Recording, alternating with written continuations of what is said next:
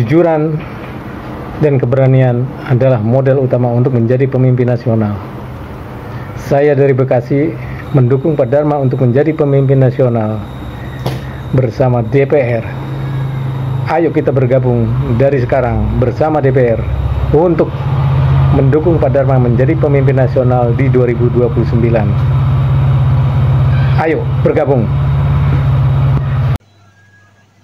Selamatkan jiwa keluarga kita. Mari berjuang bersama. Apa bedanya kebijakan Menkes Amerika dan Menkes Indonesia soal uji coba vaksin? Ibarat terang dan gelap, ibarat surga dan neraka. Kebijakannya, bukan orangnya. Kita akan bahas tuntas berikut bukti-bukti yang tak terbantahkan dalam tayangan video pendek ini. Awal Mei lalu, Bill Gates berkunjung ke Indonesia. Sasarannya adalah Kementerian Kesehatan. Taktik kuno, kasih puji-pujian dulu, biar Menkesnya GR. Abis itu, kasih donasi buat program MBG, makan bergizi gratis. Doro Tuan Bill Gates, kasih instruksi ke Menkes agar rakyat Indonesia jadi ajang uji coba vaksin TBC. Padahal, Doro Bill Gates kasih perintah ke Menkes RI karena Menkes Amerika sedang memperketat dan mempersulit uji coba vaksin.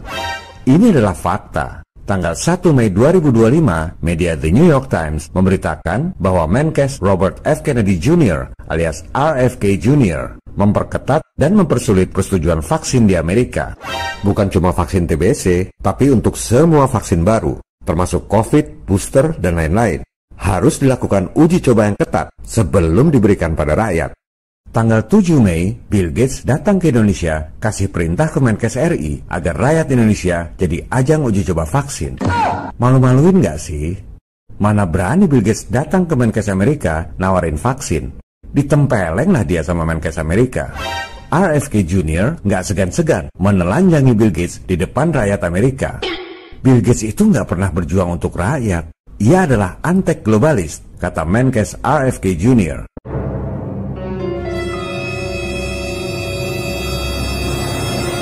Halo, para pejabat di Indonesia, para dosen, para awak media.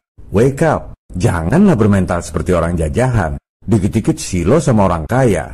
Bill Gates itu oleh Menkes Amerika dianggap musuh rakyat, membawa kepentingan globalis yang bertentangan dengan kepentingan rakyat Amerika. Masa di sini pada jilat sepatu antek globalis? Bill Gates nggak peduli sama rakyat Amerika, apalagi sama rakyat Indonesia. Di Amerika nggak laku itu Bill Gates, antek globalis, SPG Illuminati urusan vaksin.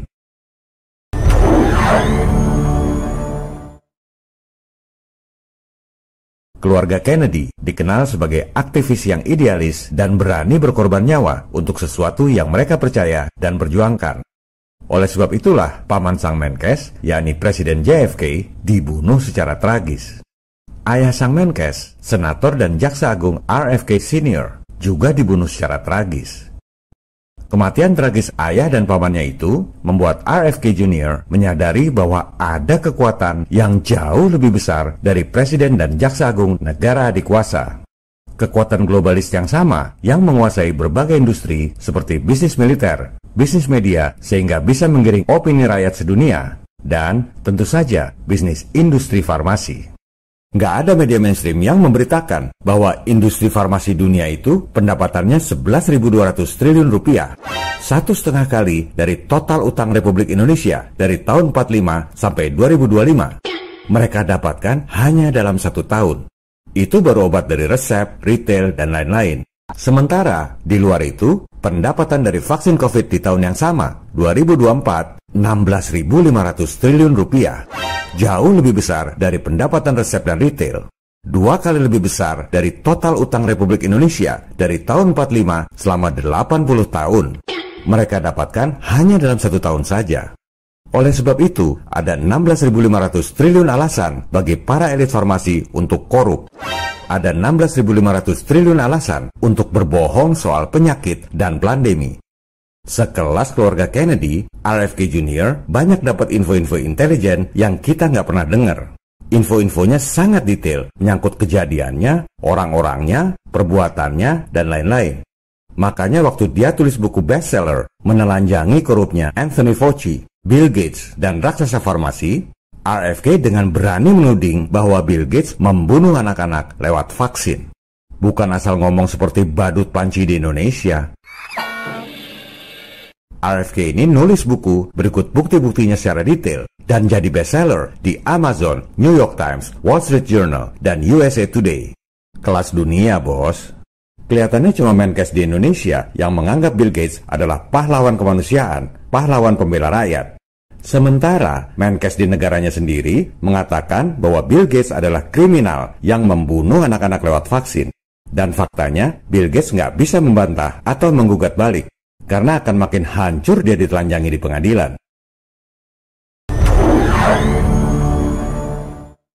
Berikut adalah artikel di mana para ahli dari WHO menjelaskan bahwa vaksin TBC sudah 100 tahun dikembangkan, belum berhasil juga, dan harus uji coba terus. Halo, ini sudah 100 tahun vaksin TBC nggak kelar-kelar juga. Menurut expert WHO sendiri, memang vaksin itu butuh waktu puluhan tahun buat berhasil. Berarti vaksin COVID yang kemarin seolah-olah instan itu tipu dong. Kan harusnya butuh waktu puluhan tahun. Verywell Health juga menjelaskan bahwa vaksin TBC digunakan pertama kali tahun 1920-an, 100 tahun yang lalu. 10 tahun kemudian, tahun 1930-an di Jerman, 73 bayi tewas dari 251 anak yang divaksin. Halo, hampir 30% yang divaksin TBC tewas, bayi pula. Ini bahkan jadi kasus kriminal di mana penyelenggaranya dipenjara. Dan ini mengakibatkan timbulnya ketidakpercayaan pada vaksin. Jadi ketidakpercayaan itu ada sebabnya, cuma nggak diberitakan oleh media, nggak diajarkan di sekolah, dan nggak diumumkan oleh Kementerian Kesehatan. Seolah-olah vaksin itu selalu aman. Makanya para globalis nggak mau lagi uji coba di Eropa. Disuruhlah negara-negara miskin jadi kelinci percobaan. Dan Menkes kita ini entah nggak ngerti, sengaja, atau nggak peduli mengorbankan rakyat Indonesia.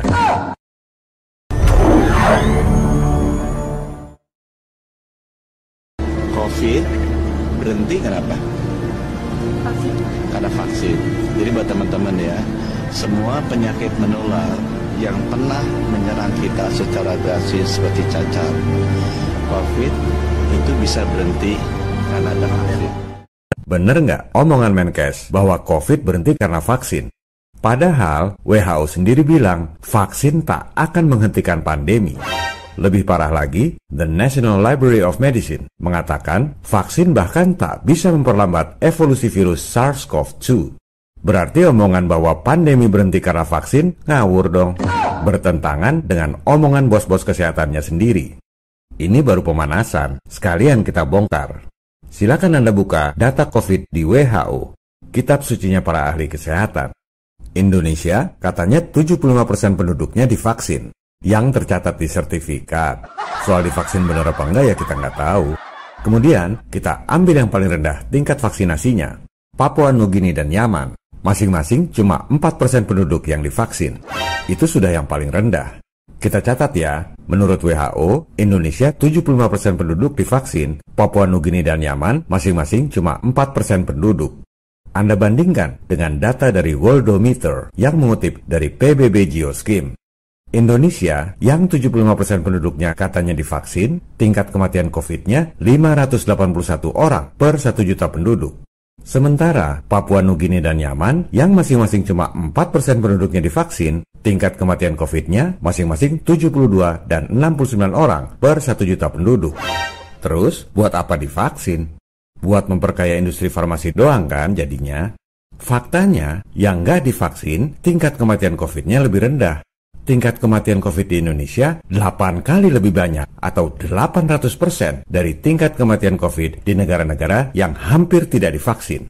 Berarti, statement Menkes bahwa COVID berhenti karena vaksin double skakmat dong ngawurnya. Tidak sesuai fakta dan data. Dan saya belum selesai main catur. Silakan Anda buka data dari The World Bank Group. Death rate crude per 1000 penduduk. Crude itu artinya mentah. Data asli tanpa dibedakan umur, gender, penyebab kematian, dan lain-lain. Semua jadi satu. Anda lihat, di masa puncak COVID tahun 2021, tingkat kematian dunia 8,7 orang per 1000 penduduk. Kalau kita tarik ke belakang, sama aja dengan tingkat kematian tahun 1998, 8,7 orang per 1000 penduduk. Nggak ada drama kematian di tahun 1998. Di zaman COVID, masyarakat panik karena propaganda media aja. Tayangkan jumlah kematian tiap hari. Padahal kalau dibandingkan dengan tahun-tahun sebelumnya, normal-normal aja. Itu yang namanya propaganda ketakutan. Jadi, statement Menkes bahwa COVID berhenti karena vaksin, seolah-olah COVID itu bencana kematian bagi dunia adalah ngawur. Cuma opini dia doang, tanpa fakta dan data. 3 menit aja udah 3 kali skakmat.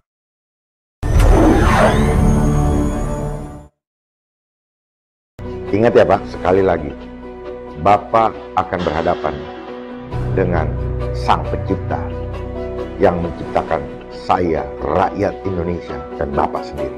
Jangan khianati itu. Dan saya siap untuk berdiskusi terbuka dengan Bapak Budi Gunadi.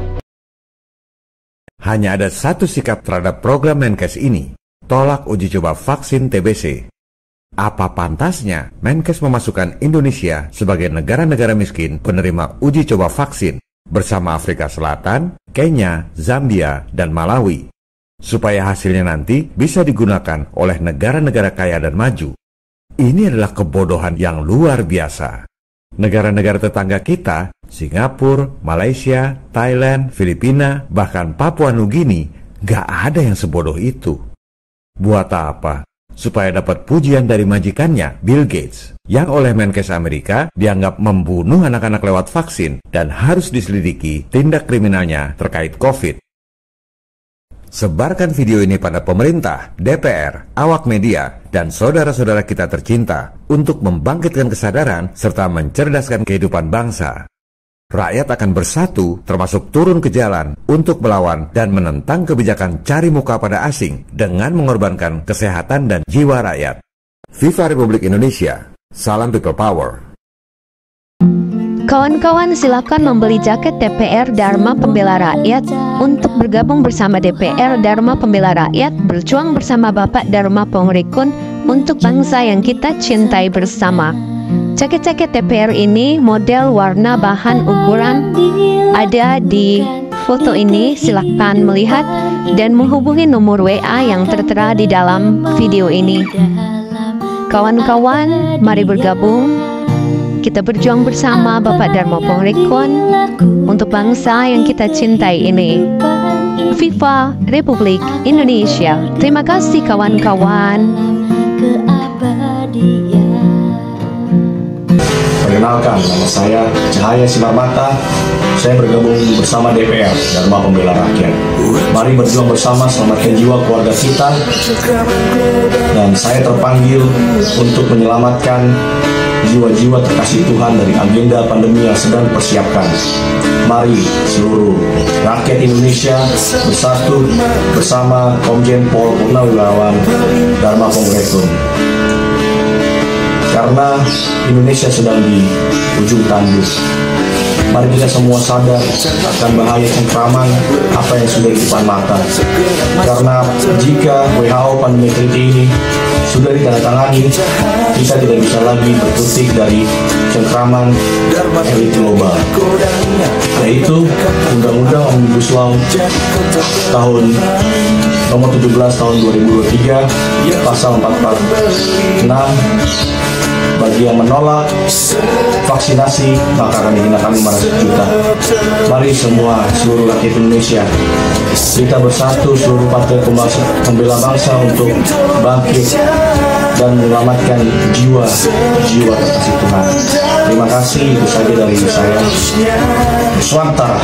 Selamat pagi, saya Marlang Simarmata, mendukung DPR Dharma Pembela Rakyat. Saya sangat bangga karena Komjen Dharma Pongrekun mendukung rakyat Republik Indonesia.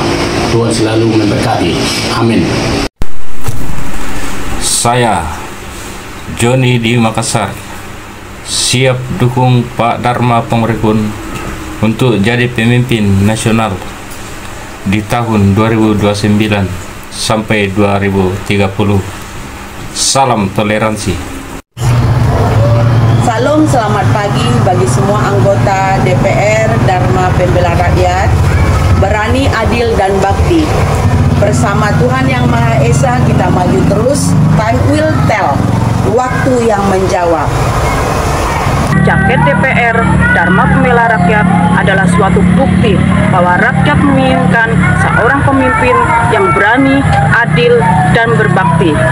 Mengikut DPR Dharma Pembela Rakyat karena saya mendukung Bapak Dharma. Bersama Bapak Dharma kita bangun manusia yang adil dan beradab. DPR Dharma Pembela Rakyat. Mari kita raih keadilan sosial bagi seluruh rakyat Indonesia. Insya Allah amanah dan beradab. Assalamualaikum warahmatullahi wabarakatuh. Kami BM Hongkong. Saya Wasli dari Indramayu. Saya Ria dari Lampung Timur. Kami mendukung Bapak Dharma Pongrekun untuk maju di tahun 2029. Salam sukses jaya selalu. Bangkitkan kesadaran, mari bergandengan tangan, nyalakan perubahan, wujudkan keadilan. Jadi kita mendukung 100% Bapak Dharma untuk menjadi pemimpin nasional. Jadi buruan ya teman-teman, jangan lupa juga di check out jaketnya. Bye-bye. Kesadaran, mari bergandengan tangan, nyalakan perubahan, wujudkan keadilan, hadapi semua tantangan, syukuri perbedaan, kita adalah satu untuk Indonesiaku. Dharma Pembela Rakyat, bangsaku berdaulat, bangkitkan kesadaran, mari Dharma Pembela Rakyat, mengabdi untuk rakyat, bangsaku berdaulat, negeriku semakin kuat. Saya sangat setuju dengan Komjen Pol Dharma Pongrekun yang membela rakyat dalam menjelaskan tentang semua rencana-rencana jahat melalui sistem kesehatan. Semua adalah rekayasa belaka. Jaket keren ini gerakan terbaru yaitu Dharma Pembela Rakyat ya, keren banget tuh jaket itu. Ada buat kalau hujan, ya. Maka sahabat-sahabat, yuk gabung dengan Nuswantara FIFA Republik Indonesia yang original, yang asli, yang ada Mas Ralma sebagai Dewan Penasehatnya, ada Bunda Mince Peter, dan juga ada Sister Abigail, dan juga sahabat-sahabat tentu otomatis akan bergabung dengan gerakan Dharma Pembela Rakyat atau DPR. Yuk sahabat-sahabat, Mas Ralma tunggu ya. Langsung aja hubungi nomor di bawah ini, Sister Abigail. Ya, kita terus berjuang untuk mensejahterakan rakyat Indonesia.